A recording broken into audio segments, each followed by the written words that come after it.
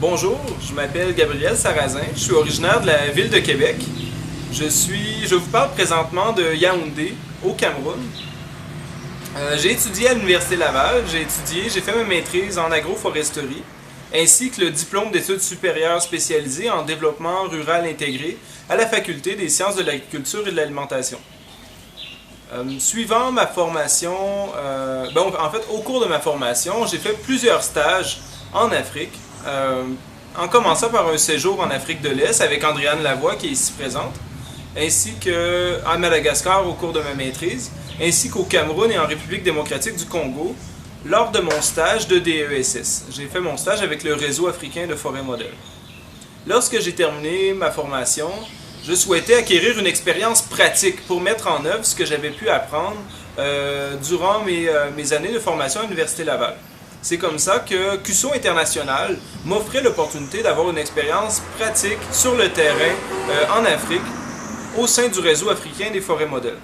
J'ai donc appliqué pour un placement, j'ai eu comme ça un placement de 2 ans à titre de volontaire.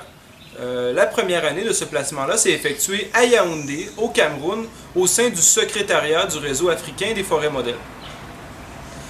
Les forêts modèles sont des cadres de concertation multi-acteurs visant l'émergence d'une vision commune de développement d'un territoire entre les différentes parties prenantes.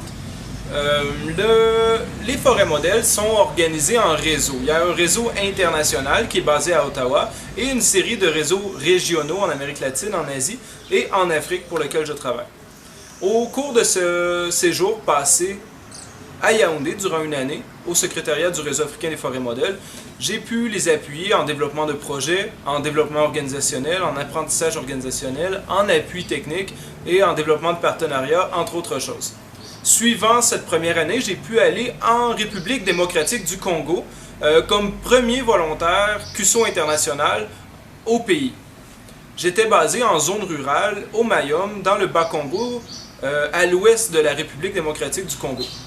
Là-bas, j'ai pu appuyer l'émergence de la création d'une forêt modèle, faciliter la création de la dynamique multi-acteurs, faciliter le développement de projets, renforcer les groupes marginalisés, particulièrement les femmes, etc., pour mettre en place le processus. Lors de mon séjour au Cameroun, j'avais appuyé le développement d'un projet avec CUSO International et le réseau africain de forêts modèles, un projet qui portait sur l'adaptation au changement climatique. CUSO International m'a ensuite offert l'opportunité de devenir le chargé de projet de ce projet qu'on avait développé ensemble et qui a été accepté. C'est pour cette raison que je suis rentré de la République démocratique du Congo à Yaoundé, au Cameroun, pour être le chargé de ce projet. Donc le projet, c'est le projet B-ADAPT pour Business Éco-Agricole pour l'adaptation au changement climatique. En fait, ça vise l'adaptation d'au minimum 2000 producteurs et productrices dans les 2 forêts modèles du Cameroun, soit la forêt modèle de Campoman au sud Cameroun et la forêt modèle de Djampomo à l'est Cameroun en zone forestière.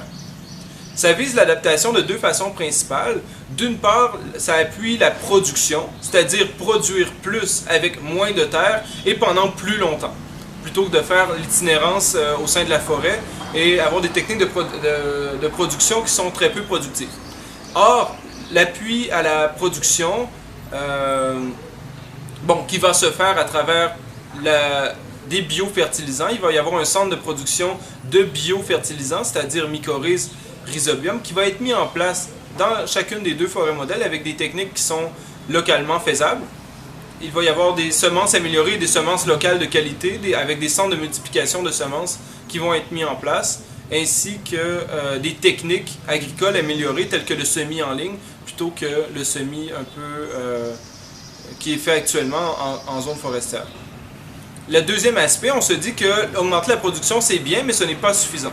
Donc le deuxième aspect, c'est d'augmenter les revenus des producteurs en appuyant l'organisation des chaînes de valeur, en appuyant et renforçant la transformation, la commercialisation, la mise en marché, les ventes groupées, tout ça à travers un système de microfinance et toutes les structures créées, les centres de production de biofertilisants, de semences améliorées, vont être faits sur la base d'un plan d'affaires. les gens des Forêts Modèles bénéficient de services de développement d'entreprise depuis près de 2 ans.